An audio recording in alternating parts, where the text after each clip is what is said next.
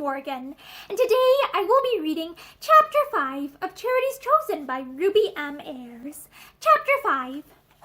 Charity had been living with her relatives for a week, an uneventful, endless week, during which nothing of importance happened, when one afternoon Myrtle came to her in the schoolroom. Charity was hard at work trying to knit a jumper. Miss Pleat, in a moment of pity, had presented her with a ball of wool and a pair of knitting needles, and had had her a few stitches, with the result that from morning till night Charity labored at her new task, struggling to turn out something wearable with which to adorn her small person. Already the week had worked wonders in her. Myrtle's altered frocks made her look a totally different being, and 20 times a day she had to stand on tiptoe to look at herself in the mirror on her chest of drawers in order to admire her appearance. During the week her aunt and the rest of the family had left her severely alone. She had not worried them, so they casually supposed her to be all right, and left her to herself, thankful no doubt to escape their responsibilities so easily. It was true that Charity was slowly becoming resigned. She had amused herself by rearranging the entire furniture of the schoolroom, and by pulling all the books out of their shelves and making a catalogue of them. "I should have thought you could have found something better to do," was her aunt's sole comment. "However, if it keeps you out of mischief." And she departed, relieved that Charity had found some occupation. When Myrtle came to the schoolroom, Charity was perched high up on a pair of steps borrowed from Ellen, engrossed in an open volume from one of the bookshelves. She raised dark, abstracted eyes and regarded her cousin dreamily. "Hans Andersen," she said with an eloquent wave of her thin hand, "the story where the dog with eyes as large as saucers takes the princess to the prince's palace." Myrtle looked slightly contemptuous. "I read that years ago," she said with a touch of impatience, "and I think it's awfully silly." "Do you?" Charity shut the covers to the book together with a little bang and restored it to its place on the shelf. "Do you want me to come down?" she asked eagerly. She was still a passionate admirer of Myrtle's, and longed for her friendship, but as Myrtle had only spoken to her about 3 times since her arrival, she had given up all hope of a better understanding. But to her surprise, Myrtle nodded. "Yes, come down. I want to talk to you." Charity came down with a leap, landing lightly on her feet, her thick hair flopping like the hair on a doll's head. "What do you want?" she asked breathlessly. Myrtle sat down on the edge of the table. She was wearing a simple frock of brown stockinette, which suited her admirably, and very dainty bronze-colored shoes and stockings.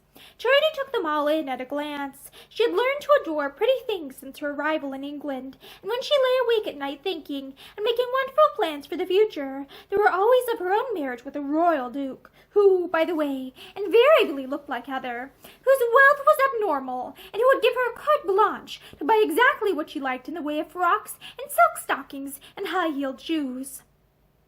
"You look lovely," she said with a stifled sigh, her dark eyes on her cousin's face.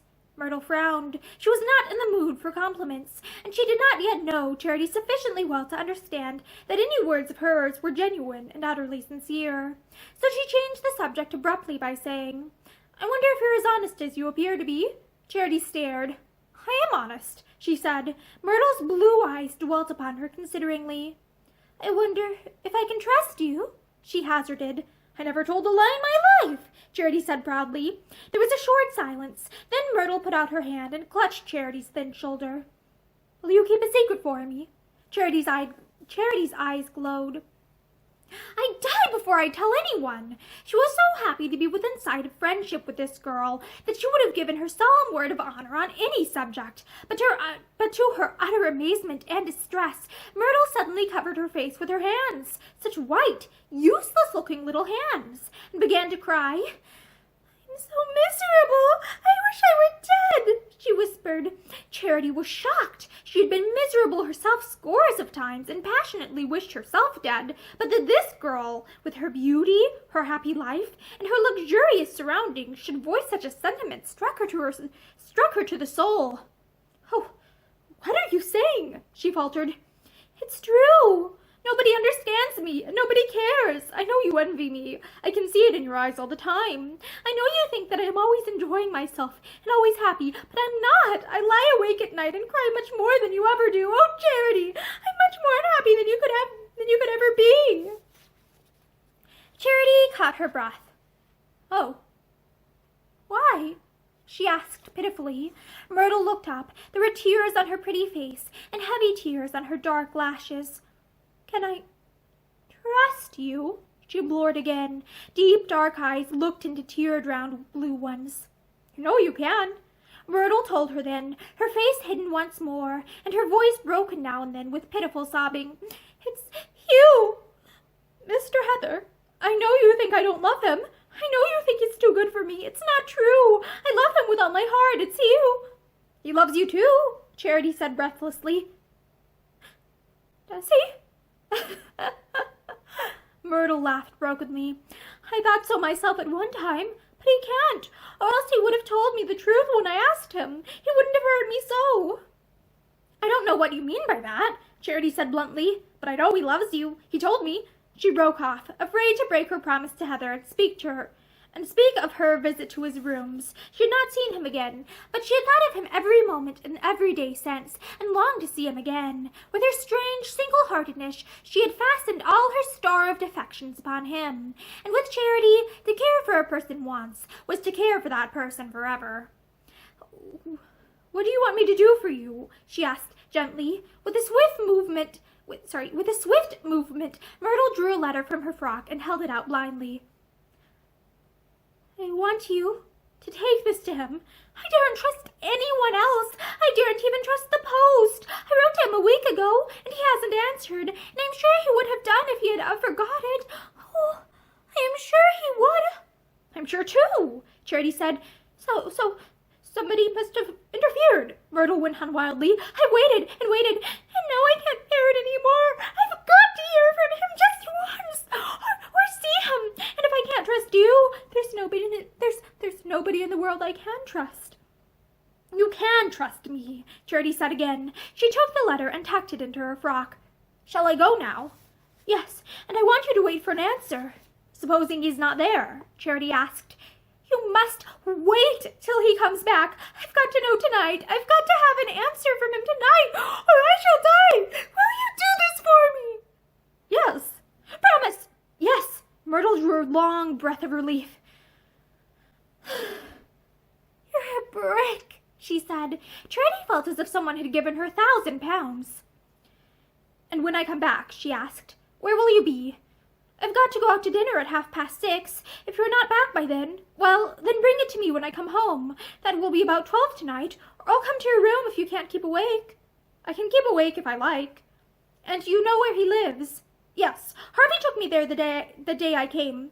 "Thank you. That's all then." She turned to the door, coming back again to say, "You'll never tell anyone?" "Never." Then Myrtle was gone, and Charity went to her room and put on her hat and coat. She was trembling with excitement at the thought of seeing Heather, trembling with eagerness at the thought that perhaps she was to be the means of making these two happy. Her romantic thoughts plunged ahead into a future of fairy book bliss. She felt as if she were living in the story she had just read as she hurried along the street in the gray afternoon. She would not have been at all surprised if a dog with eyes as large as saucers had suddenly sprung from nowhere and offered to escort her to Heather's rooms.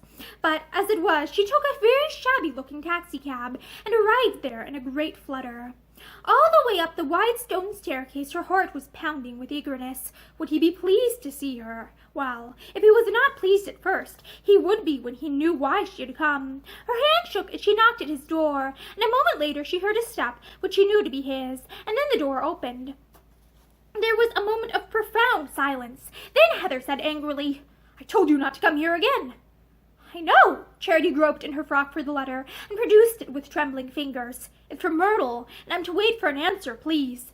His face changed suddenly. "From Myrtle?" He took the letter and went back into his rooms, leaving her standing at the open door, and after a moment Charity timidly followed.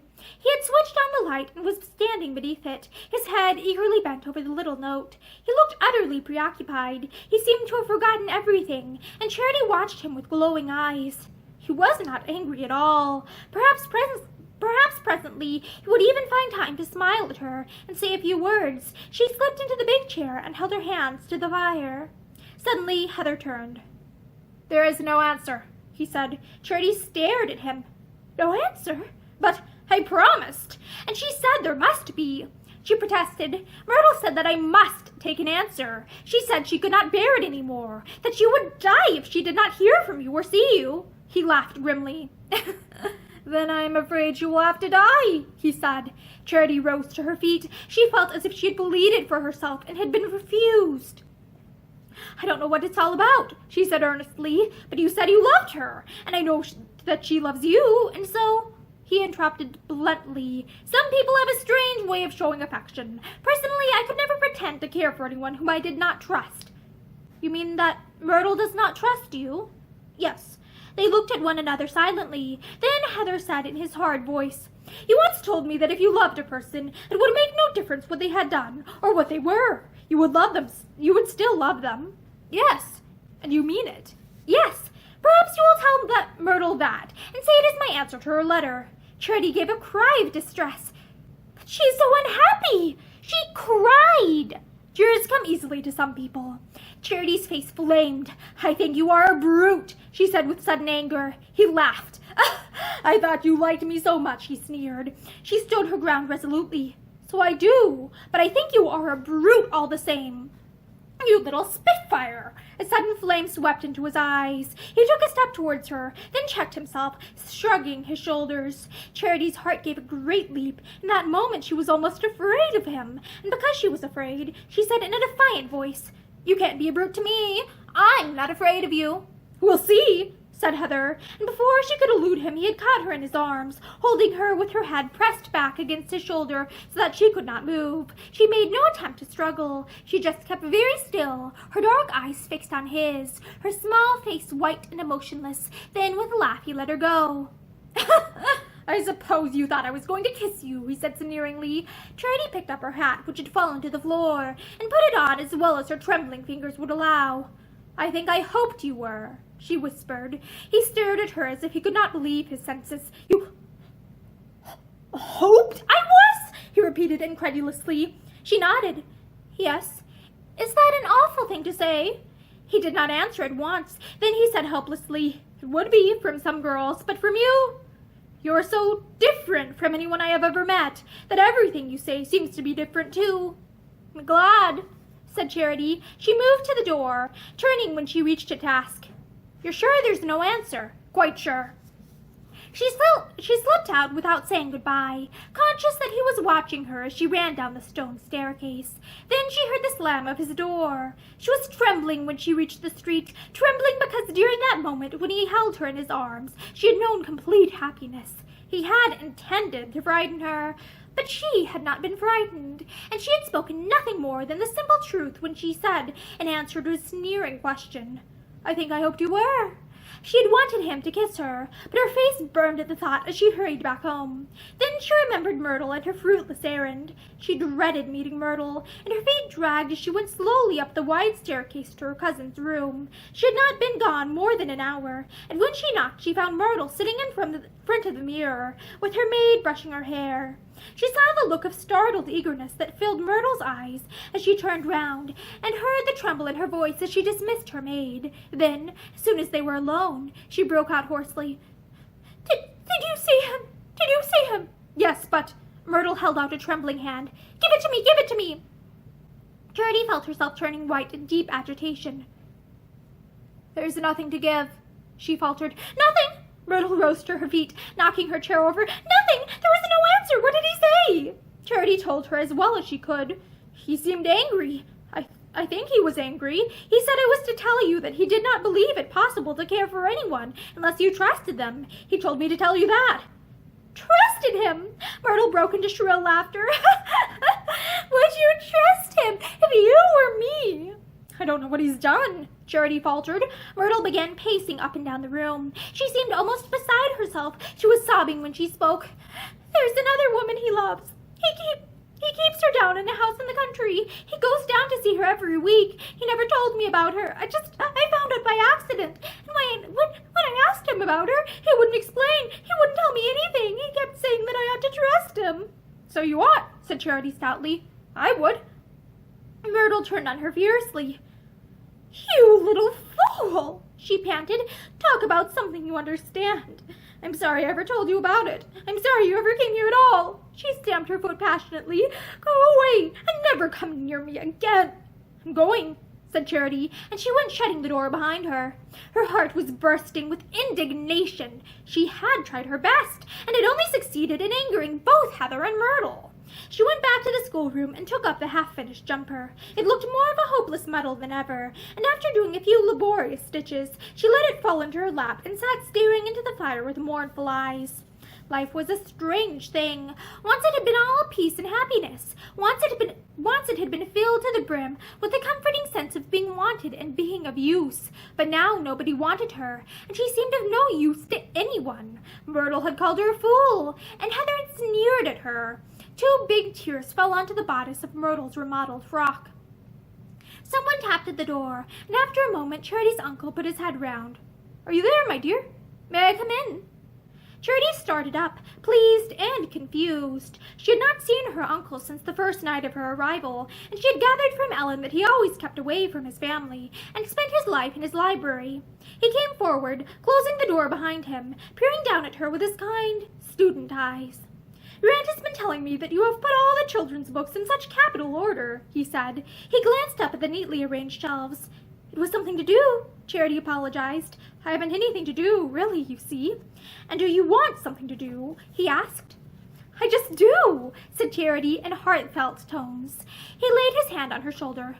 "I have a number of books down in the library that need attention," he told her. "If you would care to help me—" "Care to help you?" Charity turned her head and impulsively kissed his hand. She was afraid that he might be angry, but although he drew quickly away, he only said, "I'm sure we shall work well together. Come tomorrow morning at 11. Then he went away. But Charity shed no more tears. At last someone had need of her. She could hardly sleep for excitement, but when she did doze off, it was to dream that Heather's arms held her again, but that instead of saying, "I suppose you thought I was going to kiss you," he said, "I want to kiss you. May I, Charity?" And in the dream she turned eager lips to meet his, and she woke up to find it was morning, and that Ellen was standing beside her bed. "Do you believe in dreams, Ellen?" she asked, sitting up. Ellen considered. "They do say that a Friday night's dream on a Saturday told will always come true, no matter how old," she said sententiously. "But there, I don't hold such things myself. I don't hold with such things myself." "Don't you?" Charity laughed happily. "I do," she said with conviction, "especially as today's Saturday, Ellen." "Well," said Ellen, "it's time to get up," and she walked out of the room, leaving Charity alone. And that is the end of Chapter 5 of Charity's Chosen by Ruby M. Ayres. Thank you for listening to this chapter with me, and I hope that you have a great day. Bye!